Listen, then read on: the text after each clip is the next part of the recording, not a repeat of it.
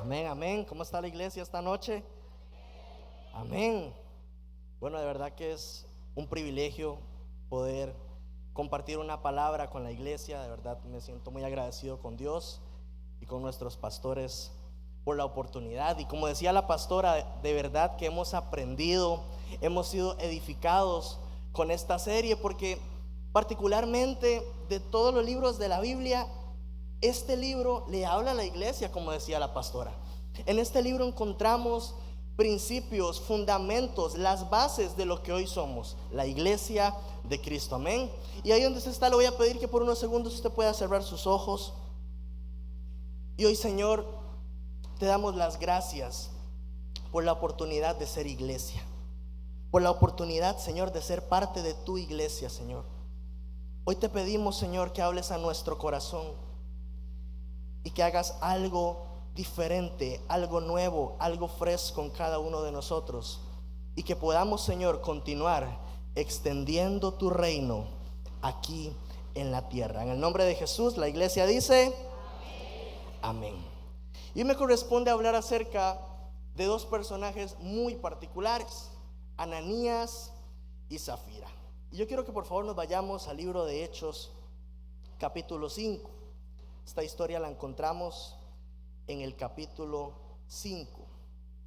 Dice así: pero cierto hombre llamado Ananías, con Zafira su mujer, vendió una heredad y sustrajo del precio, sabiéndolo también su mujer, y trayendo solo una parte, la puso a los pies de los apóstoles. Y me gustaría que pudiéramos entender o comprender por qué es que esta pareja hizo esto. La práctica de vender una propiedad, de vender un terreno, de vender ganado, de vender joyas, de vender pertenencias, no era algo que se había mandado a la iglesia, no era algo propio del templo. Esta práctica nació como una iniciativa de una generación que estaba avivada. Esta práctica nació como una iniciativa de una iglesia que se estaba levantando. Esta práctica nació como la iniciativa de una generación diferente que Cristo estaba levantando. Vamos a leer Hechos capítulo 2, versículos 45, para poder respaldar un poquito esto. Dice: y vendían sus propiedades y sus bienes y lo repartían a todos según la necesidad de cada uno.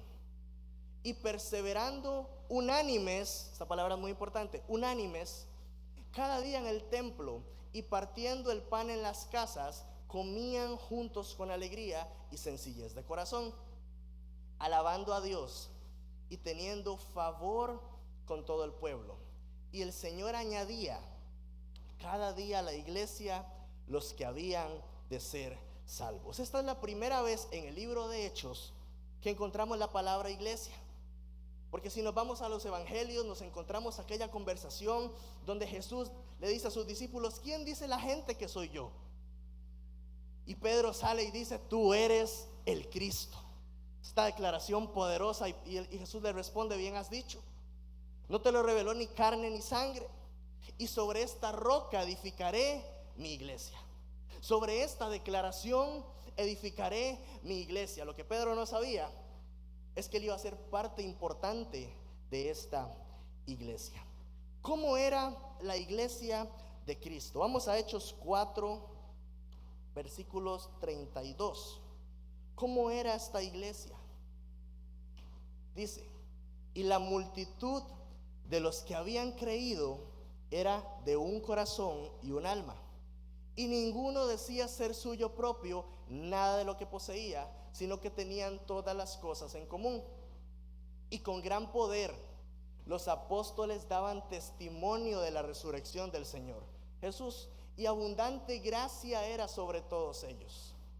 Así que no había entre ellos ningún necesitado, porque todos los que poseían heredades o casas las vendían y traían el precio de lo vendido y lo ponían a los pies de los apóstoles, y se repartía a cada una según su necesidad.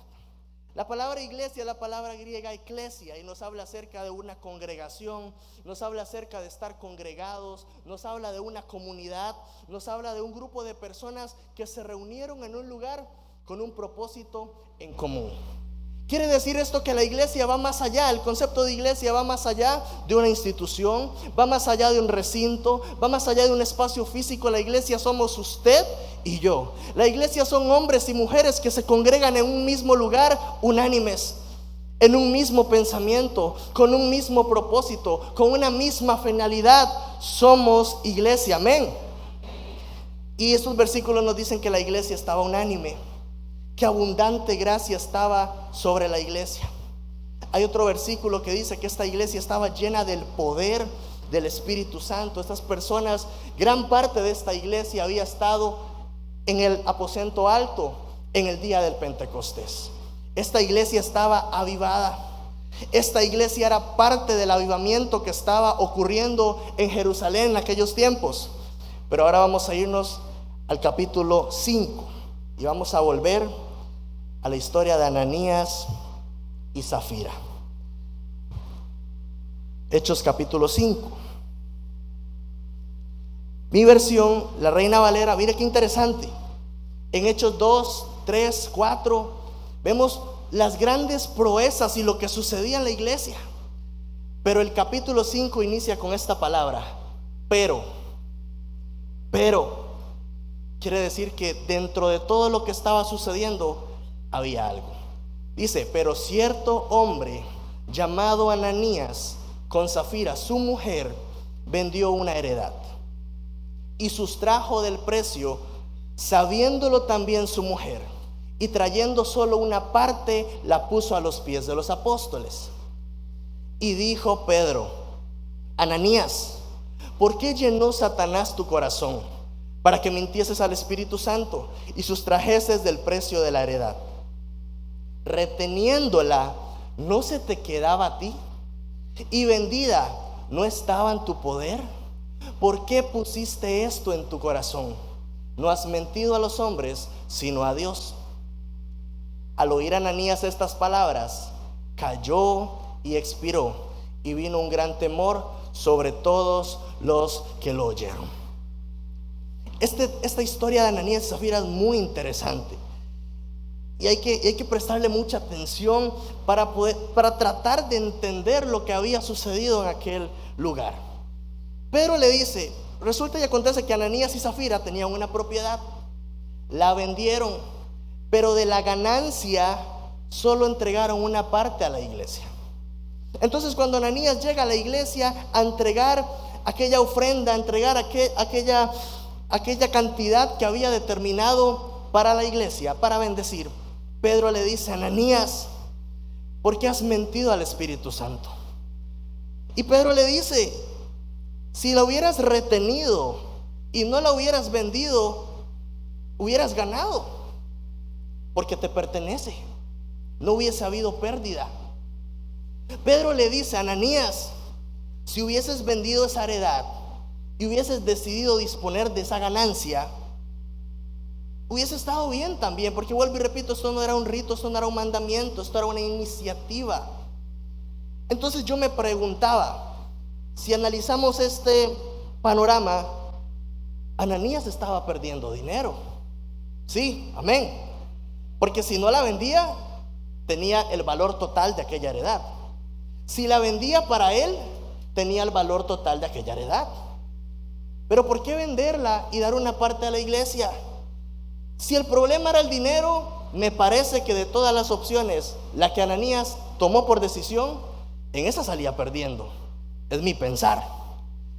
Y eso lo que me lleva a pensar es que la única intención y la única motivación que tenía Ananías era aparentar dentro de la iglesia. La única intención que tenía Ananías, la única intención que había en el corazón de Ananías, más allá de bendecir, más allá de participar de lo que la iglesia estaba haciendo, era que la gente empezara a decir: qué bueno es Ananías,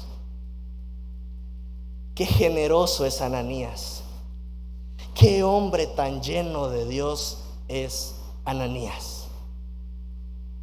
Está fuerte, amén. Porque Es lo único que puedo tratar de entender. Yo decía, pero ¿por qué este hombre hizo lo que hizo? Ananías estaba enfocado, Ananías estaba empeñado en proyectar un estatus, en proyectar algo dentro de aquella comunidad, en proyectar algo dentro de aquella iglesia. Y me llama poderosamente la atención porque dice que las personas seleccionaban una heredad, la vendían y entregaban la ganancia. Quiere decir esto que las personas estaban renunciando a aquella posesión. Pero Ananías, al vender una heredad y retener una parte, no estaba renunciando por completo. Y aquí está el gran problema. Es que en nuestra vida cristiana tenemos que renunciar a todo.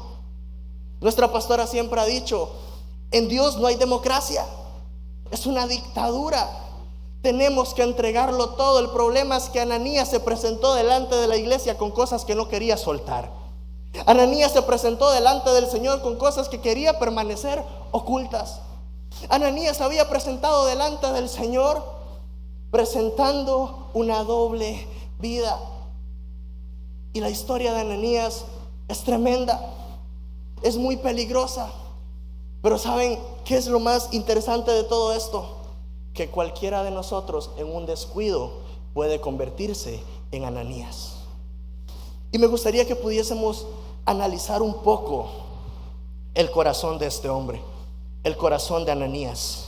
Dice el versículo 3: y Pedro dijo: Ananías, ¿por qué llenó Satanás tu corazón? La palabra llenar en este versículo es la palabra griega pleró, que significa llenar, significa completar, significa atiborrar. Pedro le estaba diciendo: Satanás, ¿por qué Ananías, ¿por qué permitiste que Satanás comenzara a llenar tu corazón de cosas negativas? Ananías, ¿por qué permitiste que Satanás comenzara a llenar tu mente de cosas incorrectas? Pero esta palabra también significa influenciar. Pedro le estaba diciendo a Ananías: Ananías, ¿por qué te dejaste influenciar por Satanás? ¿Por qué te dejaste influenciar por el enemigo? ¿Por qué te dejaste influenciar por el adversario? ¿Cómo es que yo puedo ser influenciado por Satanás en el momento en el que yo me desconecto de Dios? En el momento en el que yo me desconecto de la fuente, yo estoy propenso a ser influenciado por Satanás. La palabra del Señor dice: dos males hizo mi pueblo, me dejaron a mí fuente de agua viva y cavaron para sí mismos cisternas rotas que no retienen agua. Por eso es que yo decía anteriormente, todos estamos propensos, todos estamos vulnerables. A cualquiera de nosotros nos puede pasar. Cualquiera de nosotros está propenso a convertirse en un Ananías. Por eso es que el apóstol Pablo decía: al que esté firme, mire que no caiga. Y uno de los grandes problemas que ocurren dentro de la iglesia es que nosotros comenzamos a participar de una rutina. Nuestra vida cristiana muchas veces se convierte en una rutina. Muchas veces creemos que nuestra vida cristiana comienza en el momento que aceptamos a Jesucristo. Ciertamente es así, pero muchas veces creemos que eso fue todo. Pero nuestra vida cristiana tiene que mantenerse todos los días. Todos los días yo tengo que abonar a esa relación. Todos los días yo tengo que abonar a esa comunión para permanecer conectado y no ser influenciado por Satanás. Continúa diciendo el versículo 3: ¿por qué dejaste que Satanás llenara tu corazón para que mintieses al Espíritu Santo? Esta palabra, me gusta lo que dice la traducción lenguaje actual de este versículo. Creo que no la puse, pero dice así: ¿por qué le hiciste caso a Satanás? ¿Creíste que podrías engañar al Espíritu Santo? Lo que Pedro le estaba diciendo a Ananías era: usted nos puede engañar a nosotros, usted puede aparentar aquí. Nosotros podemos creer y decir: qué bueno es Ananías, cómo está conectado este hombre, cómo está lleno de Dios este hombre. Pero hay uno que conoce el corazón. pero hay uno que todo lo ve. Dice la palabra del Señor que los ojos de Jehová recorren toda la tierra. Y esto es un recordatorio de que aunque tratemos de escondernos, aunque tratemos de ocultarnos, el Señor siempre nos va a ver. Aunque vengamos a este lugar y aparentemos o proyectemos algo, si es contrario al corazón, contrario a la condición del corazón, el Señor lo va a identificar. Pero el Señor es bueno, es grande en misericordia, es grande en amor, y cada día, cada mañana nos da la oportunidad de sincerarnos con Él. Cada mañana al despertar tenemos la oportunidad de abrir nuestro corazón, de desnudar nuestro corazón, de ser honestos delante de Dios y aprovechar el regalo de la gracia. Dice su palabra que nuevas son sus misericordias cada mañana. Quiere decir esto, que si el día de ayer fue tu peor día, al despertar tienes una nueva oportunidad para comenzar. Al despertar tienes una nueva oportunidad para hacer las cosas diferentes. Al despertar tienes una nueva oportunidad para aprovechar el regalo de la gracia. ¿Creíste que podrías engañar al Espíritu Santo? Y me gustó esta versión porque sabemos que nadie puede engañar a Dios. Sabemos que nadie puede engañar al Espíritu Santo. Y vamos a leer Gálatas capítulo 6, versículos 7 y 8, traducción lenguaje actual. Mire lo que dice: no crean que ustedes pueden engañar a Dios. Cada uno cosechará lo que haya sembrado. Dice el versículo 8: si seguimos nuestros malos deseos, moriremos para siempre. Eso fue lo que sucedió con Ananías. Si seguimos nuestros malos deseos, moriremos para siempre. Y dice: pero si obedecemos al Espíritu, tendremos vida eterna. Jeremías capítulo 17, versículo 9. Ustedes se creen buenos, pero son malos y mentirosos. No tienen remedio. No sé si está la versión Reina Valera. Jeremías 17, aquí está. Engañoso es el corazón, más que todas las cosas, y perverso, ¿quién lo conocerá? ¿De qué me habla esto? De que dentro de mí, dentro de este cristiano que se congrega, que canta, que dice amar a Dios, hay un corazón y hay una humanidad que todos los días tiene que ser crucificada. Porque dentro de nosotros hay una humanidad, hay un viejo hombre que quiere hacer lo que le da la gana. Engañoso es el corazón, ¿quién lo conocerá? Pero vea qué lindo el versículo 10. Versículo 10 de Jeremías 17 dice: yo Jehová, que escudriño la mente, que pruebo el corazón, para dar a cada uno según su camino, según el fruto de sus obras. Entonces no podemos engañar a Dios, no podemos engañar al Espíritu Santo, y en el intento al final nos terminamos engañando a nosotros mismos, porque hemos aprendido aquí en esta casa que el corazón tiene la capacidad de engañarse a sí mismo. Y para que nosotros tratemos de engañar a alguien, primero tenemos que fabricar una mentira que nosotros primero tenemos que creer. Entonces, al intentar engañar a Dios, nos terminamos engañando nosotros mismos. Santiago capítulo 1, versículo 26. Si alguno se cree religioso entre vosotros y no refrena su lengua, sino que engaña su corazón, la religión tal es vana. Traducción lenguaje actual dice así: si alguno se cree muy santo y no cuida sus palabras, se engaña a sí mismo, y de nada le sirve tanta religiosidad. Entonces aquí podemos comenzar a identificar que Ananías ciertamente fue influenciado por Satanás, pero particularmente Ananías fue influenciado por un espíritu de religiosidad. Y aquí podemos comenzar a entender por qué es que el Señor actuó como actuó en aquel momento. Porque el espíritu de religiosidad estaba queriendo introducirse en medio de aquel avivamiento. Un espíritu de religiosidad estaba queriendo introducirse en medio de aquella iglesia que el Señor estaba levantando por medio de aquel hombre. Pero el pecado, la historia no radica solo en Ananías. Ananías no estaba solo. Dice que también estaba su esposa Safira. Y este nombre viene del zafiro, literalmente. Pero este nombre también nos habla acerca de belleza. Este nombre nos habla acerca de lo externo. Este nombre nos habla acerca de las apariencias. Este nombre nos habla acerca de lo que con facilidad se puede percibir. Porque hay personas dentro de la iglesia que están muy enfocadas en proyectar algo, porque hace mucho tiempo descuidaron su interior, porque hace mucho tiempo descuidaron su corazón. De eso nos habla Safira. Mire lo que dice Hechos 5, versículo 27.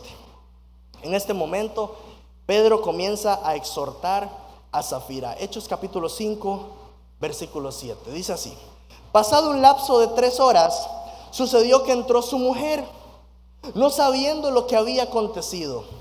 Entonces Pedro dijo: dime, ¿vendiste en tanto la heredad? Y ella le dijo: sí, en tanto. Me llama la atención que cuando Pedro termina de exhortar a Ananías, Ananías muere. Pero Pedro le hizo una pregunta a Ananías. ¿Por qué Ananías no respondió? Dios no hizo una pregunta, o Pedro no hizo una pregunta, no porque no conociera la respuesta, sino porque estaba esperando que el corazón de Ananías fuera honesto y pudiera alcanzar una nueva oportunidad. En el huerto del Edén, cuando Adán y Eva pecan, el Señor los comienza a buscar y dice: Adán, ¿dónde estás?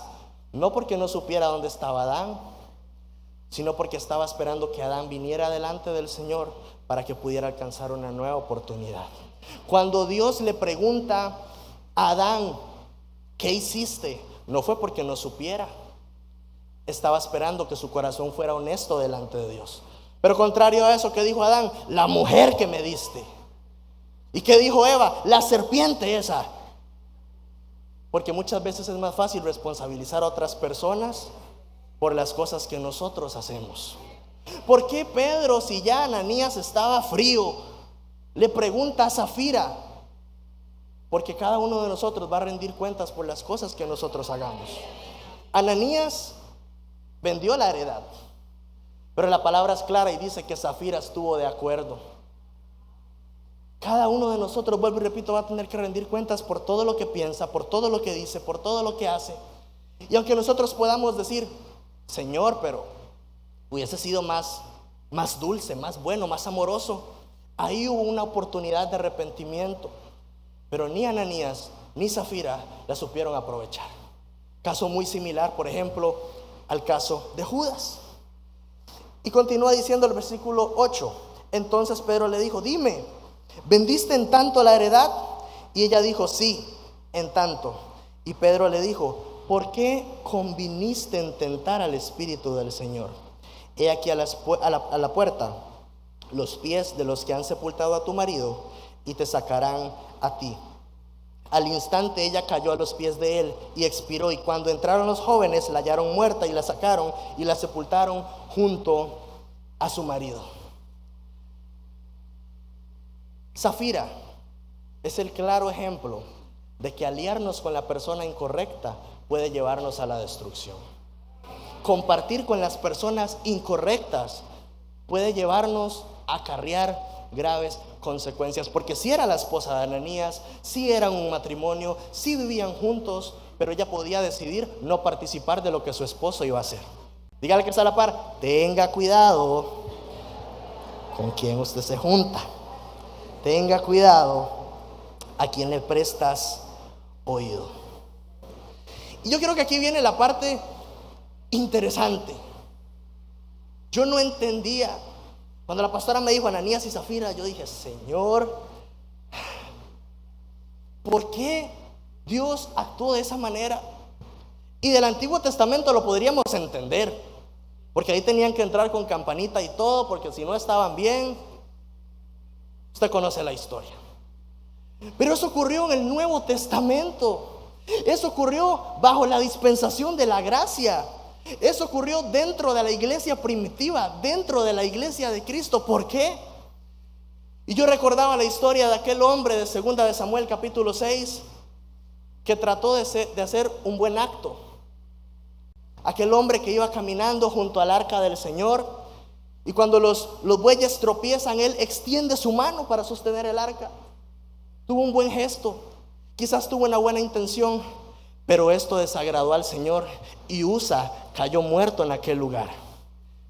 ¿Por qué, Señor? ¿Por qué si él tuvo una buena intención? ¿Por qué, Señor? ¿No hubiese sido peor que dejar que el arca se cayera? Pero no, dice que la furia del Señor descendió y Usa quedó muerto. ¿Por qué? Porque al Señor le era necesario dejar un mensaje claro en medio de aquella generación de que las cosas no se hacían como el hombre le parecía, las cosas tenían que hacerse como a Dios le parecía. Porque Dios había sido muy claro y había dicho que un grupo específico de personas, los hijos de Coat, tenían que llevar el arca. Pero ellos comenzaron a trasladar el arca con animales como cualquier otro objeto. Y esto ocurrió porque se habían familiarizado con la gloria de Dios. Por eso el Señor procedió de la manera en la que procedió con Usa, porque le era necesario dejar un mensaje claro en medio de aquella generación. Y lo hizo por amor, porque si no hubiese muerto Usa, hubieran muerto un montón de personas más a causa de la familiaridad. Tampoco comprendía por qué es que Jesús se puso espeso en el templo cuando llegó y volcó las mesas. Yo me imagino que los discípulos decían: ¿será que no desayunó? ¿Será que no ha subido al monte? Pero ahora podemos entender que Jesús se molestó porque aquellas personas ignoraban lo que sucedía en el templo, ignoraban lo que sucedía cuando la gloria descendía. Esas personas se habían familiarizado y habían hecho de la casa del Señor un mercado. Y después de todo esto, sus discípulos entendieron, dice la Biblia, sus discípulos recordaron el versículo: me consume el celo por tu casa. Dios necesita que se levante una generación con celo santo. Dios necesita que se levante una generación que le llame a lo malo malo y a lo bueno bueno. Una generación que no negocie principios, una generación que no se familiarice.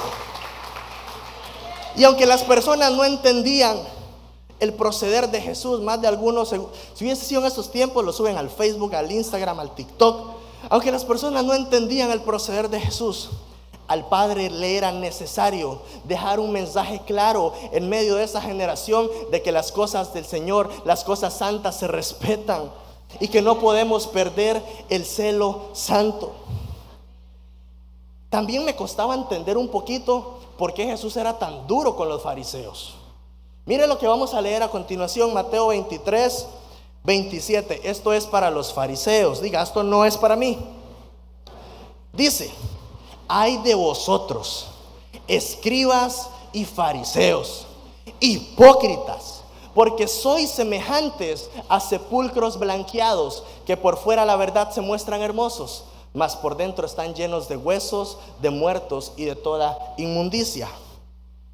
Así también vosotros por fuera, la verdad, os mostráis justos a los hombres, pero por dentro estáis llenos de hipocresía e iniquidad.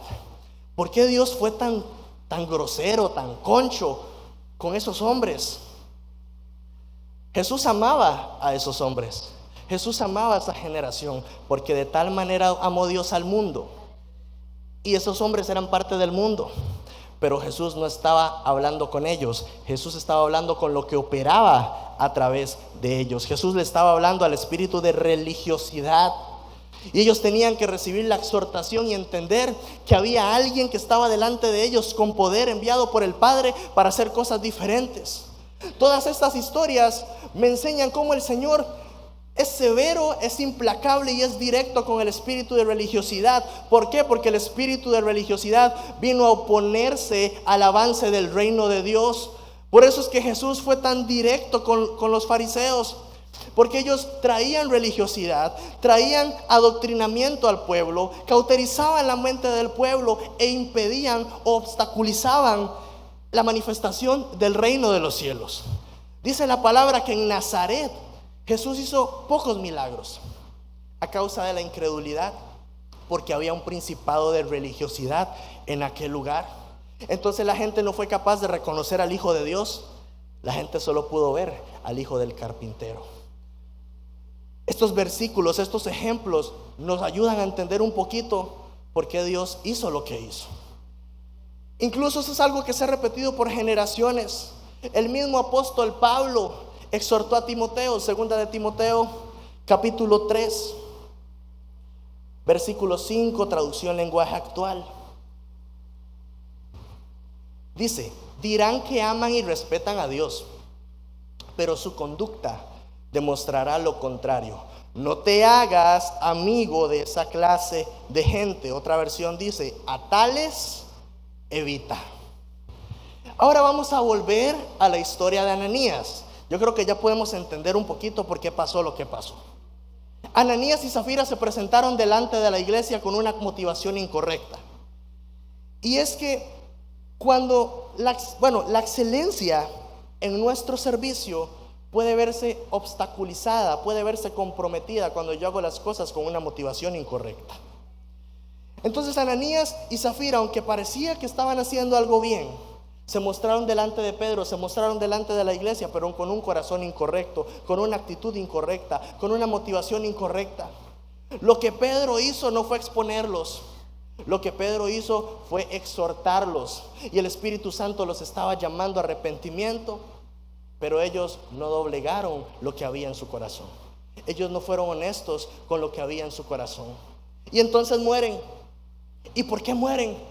Porque a Dios le era necesario sacar el espíritu de religiosidad dentro de la iglesia. A Dios le era necesario sacar el espíritu de religiosidad dentro de aquella comunidad que se estaba levantando, dentro de aquella comunidad que estaba avivada, dentro de aquella comunidad que estaba conectada.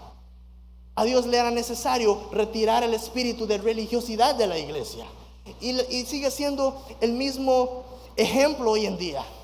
Dios nos manda a no tolerar el espíritu de religiosidad dentro de la iglesia. Dios nos manda a no tolerar la religión. Dijo el mismo apóstol Pablo: a tales evita, no te hagas amigo de ellos. Si nos vamos a Apocalipsis, a la carta que se le manda a la iglesia en Tiatira, dice: yo conozco tus buenas obras, pero tengo contra ti que has tolerado a esa mujer Jezabel. Dios está llamando a una generación de cristianos. Dios está llamando a una generación de hombres y mujeres santos, íntegros, que se paren en la brecha y que digan: esto no lo voy a permitir, esto lo voy a llamar por su nombre. Y ya vamos a hablar de esto, porque Ananías y Zafira mueren, cayeron ahí. Pero mire lo que dice el versículo 6, Hechos 5:6. Dice así, Hechos 5:6 dice: entonces se levantaron los jóvenes, lo envolvieron, lo sacaron y lo enterraron. Se levantaron los jóvenes. ¿Dónde están los jóvenes en esta noche? Esta era su oportunidad. Le voy a dar una nueva oportunidad. ¿Dónde están los jóvenes en esta noche? Y es que esta noche todos vamos a salir siendo jóvenes. Cuando en la red de jóvenes decimos: ¿dónde están los jóvenes?, los que más gritan son los pastores, pero es porque ellos están conectados. Ellos están conectados y ellos saben lo que esto significa. La palabra jóvenes es la palabra griega neos, que significa jóvenes, pero esta palabra también significa nuevo y significa fresco. Esta palabra neos es la palabra que utilizó Jesús cuando nos dio la enseñanza del vino nuevo. Y vamos a irnos a Lucas capítulo 5, versículos 37 y 39. Y nadie echa vino nuevo en odres viejos. De esta manera el vino nuevo romperá los odres y se derramará, y los odres se perderán. Mas el vino nuevo en odres nuevos se ha de echar, y lo uno y lo otro se conservan. El vino nuevo nos habla acerca de la gracia de Dios. El vino nuevo nos habla acerca del nuevo pacto. El vino nuevo nos habla acerca de la dispensación de la gracia de Dios. El vino nuevo nos habla acerca de todas aquellas cosas que Jesucristo proveyó en la cruz del Calvario para usted y para mí. Pero esta parábola dice que cuando el vino nuevo es echado sobre un odre nuevo, este se conserva. Pero que cuando el vino nuevo es echado sobre un odre viejo, este se descompone y el vino se derrama. El odre nuevo es aquel hombre y aquella mujer que tuvo un encuentro con Cristo. Un hombre y una mujer cuya vida fue transformada por el poder de Dios, por el poder de Cristo, por el poder de la gracia. Este odre nuevo es ese hombre y esa mujer que tienen pasión y hambre por más. Este odre nuevo es ese hombre y esa mujer que todos los días trata de caminar en santidad, que todos los días trata de hacer las cosas correctamente, que todos los días trata de caminar bajo la guianza del Espíritu Santo. Pero ese odre viejo nos habla acerca de un hombre o una mujer que conocieron a Cristo, que estuvieron en el primer amor, que sirvieron con pasión, que estuvieron conectados a la fuente, que Dios utilizó de gran manera, pero en algún momento del camino se desconectaron. Y el problema no está, diría yo, en la desconexión. El problema está en que reconozcas que te desconectaste, que reconozcas que te apartaste, que reconozcas que te estás enfriando, que reconozcas que te estás secando y no hagas nada. Porque en ese momento yo dejo de renovarme, en ese momento yo dejo de llenarme, en ese momento yo comienzo a decirle: Señor, no gracias, y me convierto en un odre nuevo, en un odre viejo, perdón. Entonces, el odre nuevo, con ese vino nuevo, me habla a mí de alguien que disfruta de la gracia de Dios. La diferencia entre estos dos odres está en que el odre nuevo vive de la gracia y el odre viejo rechaza la gracia. Ahí está la gran diferencia. Pero esta palabra neos la encontramos en otro versículo. Vamos a ir a Efesios 4:24. Dice: y vestidos del nuevo hombre, creado según Dios, en la justicia y en la santidad de la verdad. La palabra nuevo aquí es la palabra griega kainos, pero viene de una raíz griega neos, que es la misma palabra que se utiliza para el vino nuevo y es la misma palabra que se utiliza para aquella generación de jóvenes. Entonces, los encargados, los responsables de sacar la religión de la iglesia no eran unos muchachitos que iban pasando por ahí. No eran unos muchachos que de casualidad estaban en la puerta en aquel lugar. Era una generación que estaba avivada, era una generación que estaba conectada, era una generación que tenía hambre y sed por más, era una generación que podía identificar las cosas que estaban mal. Esa fue la generación que sacó a Ananías y que sacó a Zafira de la iglesia. Esa fue la generación encargada de sacar la religión de la iglesia. Esa fue la generación encargada de quitar y de retirar cualquier cosa que obstaculizara la manifestación del reino en medio de aquella iglesia. Pero vamos a volver a este versículo de Efesios 4:24, porque encontré algo muy bonito. No sé si hay un manto por ahí. Venga, Deidel, ayúdame, por favor. Esta palabra vestidos viene de una raíz griega duno, que significa llevar hacia abajo, significa colocar hacia abajo, significa llevar a lo profundo. Y ahí vamos entendiendo un poquito, ¿verdad?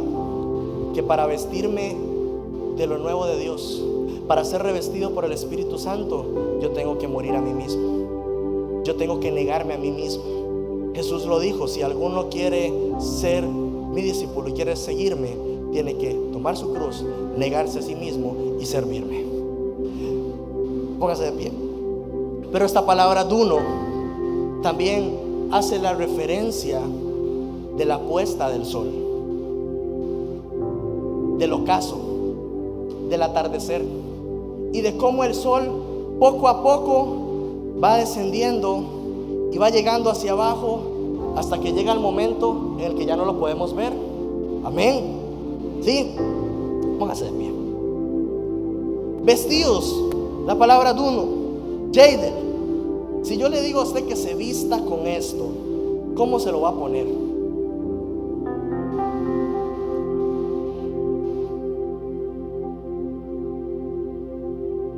Sí, seguro.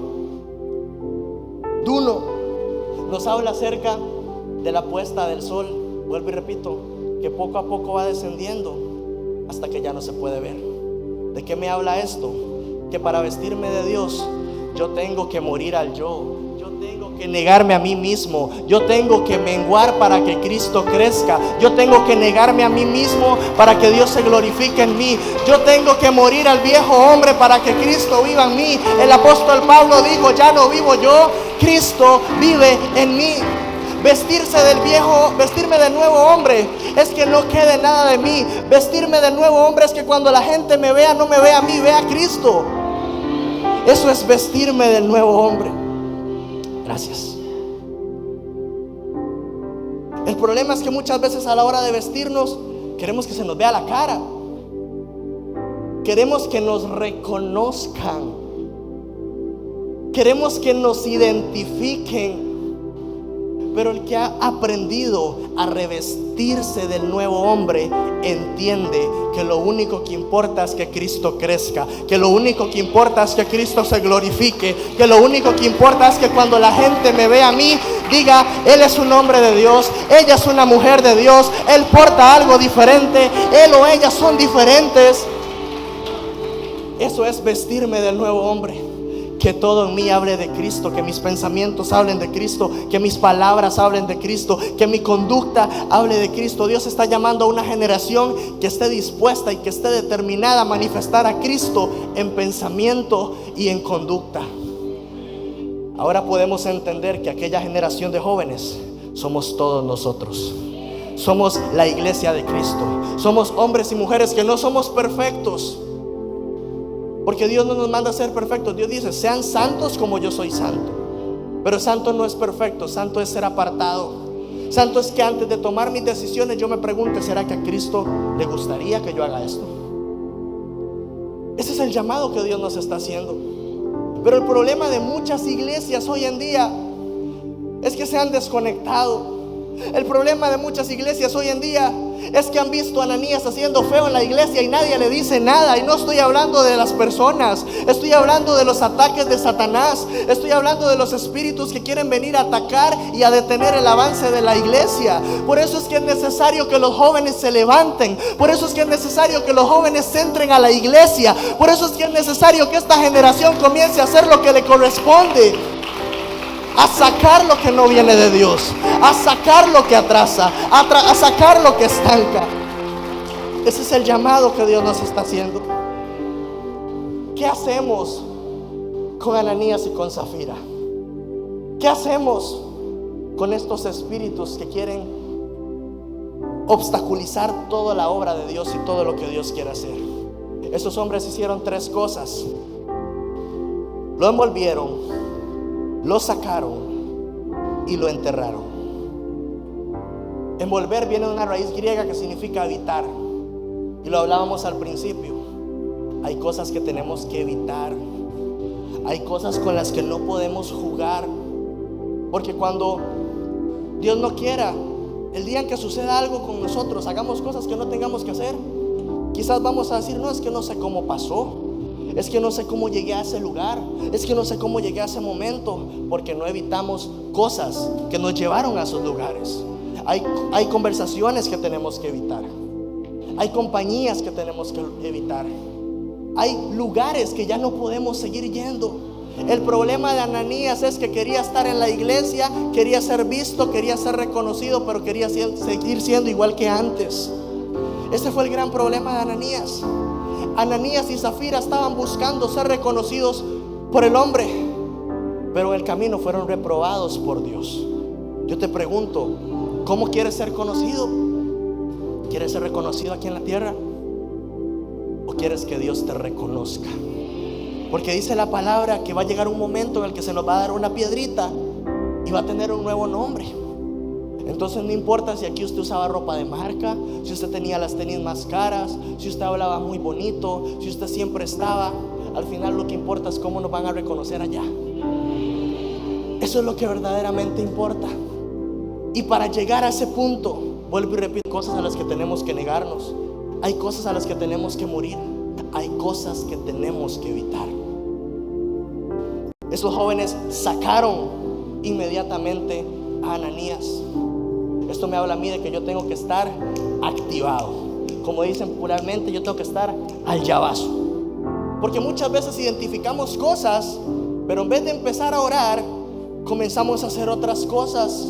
Entonces estamos viendo a Ananías tirado en la iglesia, pero decidimos no hacer nada. Eso de sacar inmediatamente a Ananías me habla a mí del accionar espiritual. Me habla a mí de orar. Me habla a mí de leer la palabra. Me habla a mí de congregarme. Y hablando de congregarme, el problema, uno de los grandes problemas de Ananías es que no se congregaba, iba a la iglesia. Porque no es lo mismo. Porque yo puedo venir a la iglesia, pero no congregarme. Yo dejo de congregarme cuando estoy en la iglesia y no presto atención. Yo dejo de congregarme cuando yo vengo a la iglesia, pero yo no alabo y yo no adoro. Yo vengo a la iglesia y dejo de congregarme cuando mi cuerpo está aquí, pero mi mente y mi corazón están en otro lado. Hace mucho tiempo Ananías y Zafira habían dejado de congregarse. Y lo último que hicieron fue enterrar a Ananías y a Zafira. Eliminar por completo todo rastro de religiosidad. Eliminar por completo todo lo que quedaba de aquel hombre, de aquella mujer, o mejor digo, de aquel espíritu. Pero mire lo que dice el versículo 11, Hechos 5:11. Y vino gran temor sobre toda la iglesia y sobre todos los que oyeron estas cosas. ¿Se imagina usted que yo quedé ahí tirado? Usted se va a asustar, usted va a tener temor, usted va a tener miedo, y quizás va a empezar a especular algunas cosillas ahí, no sé. Pero ¿saben de qué me habla esto? De lo que Dios tuvo que hacer para hablarle a una generación. Porque aunque Ananías murió dentro de la iglesia, había muchos miembros de aquella iglesia que probablemente ya se estaban acercando a aquella condición. Hoy Dios nos está hablando claramente, y como dice la pastora y dicen todos los demás pastores, a uno es el que le hablan primero. Porque yo diría que hay 3 lugares. O somos de esa generación que está encendida, que está avivada, que está conectada. Somos Ananías tal vez. O estamos en un punto intermedio. Pero ¿saben qué es lo peligroso de estar en el punto intermedio? Que podemos estar a nada de llegar a ser Ananías. Podemos estar a nada de llegar a ser Zafira.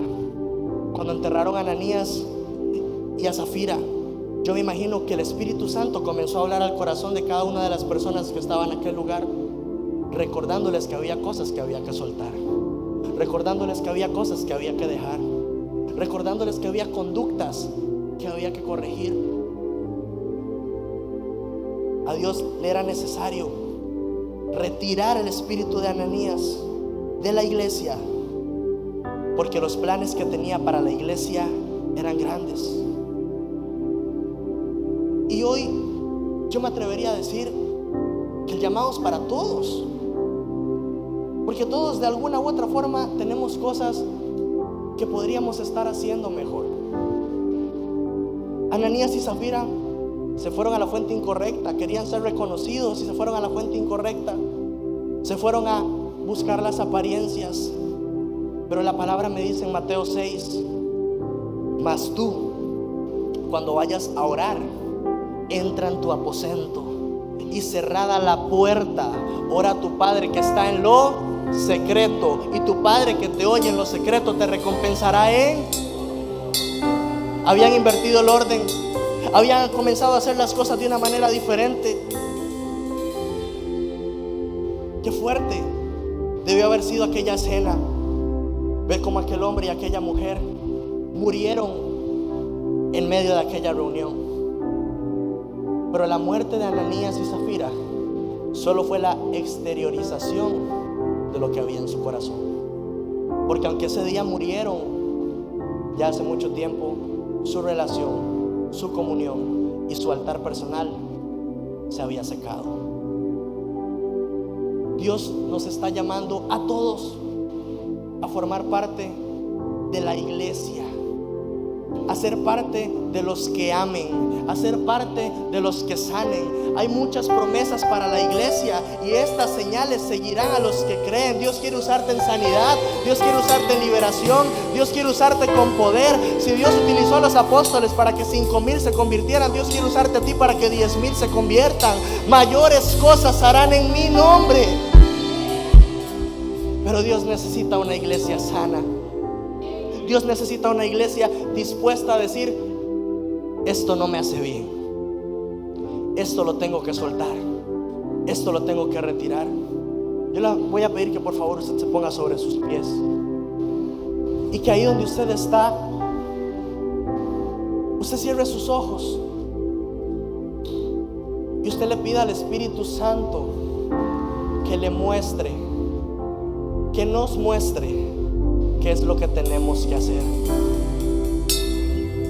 Pedro exhortó a Ananías y él sabía lo que estaba mal, pero él decidió callar. Él creyó que podía engañar al Espíritu Santo, pero estaba equivocado. Y ahí puesto en pie, si usted es ese hombre o esa mujer que hoy dice: yo quiero ser de los jóvenes, yo quiero ser de la gente diferente, yo quiero ser de la gente radical, yo quiero ser de la gente que participa del avance del reino, yo quiero ser un hombre y una mujer que cuando Dios busque a alguien pueda encontrarme a mí, yo le voy a pedir que por favor usted se acerque al altar, que usted se acerque con un corazón dispuesto a que Cristo te cambie, a que Cristo haga algo grande en tu vida. Porque sin importar cómo hayas venido a este lugar, hoy puedes salir siendo de esos jóvenes. Hoy puedes salir de aquí sano, hoy puedes salir de aquí libre, hoy puedes salir de aquí avivado. Un dato muy interesante antes de continuar: Ananías era un nombre hebreo que significaba gracia. ¿Y por qué? De todas las personas que pudieron haber muerto, Dios lo hizo con Ananías. Porque aunque hayamos recibido el regalo de la gracia, si no sacamos de nuestra vida las cosas que ya Dios nos mostró que están mal, podemos perecer. Porque la gracia no es una licencia para pecar. La gracia es una licencia para que Él me transforme. La gracia me fue dada para que Él me cambie. La gracia me fue dada para que en medio de mis errores y en medio de mis fallos Él pueda perdonarme, Él pueda lavarme. Pero la gracia se tiene que cuidar. Ahí donde usted está, dígale: Señor, cámbiame, renuévame, transfórmame, hazme diferente. Yo no quiero ser el mismo, yo no quiero ser igual, yo quiero servirte.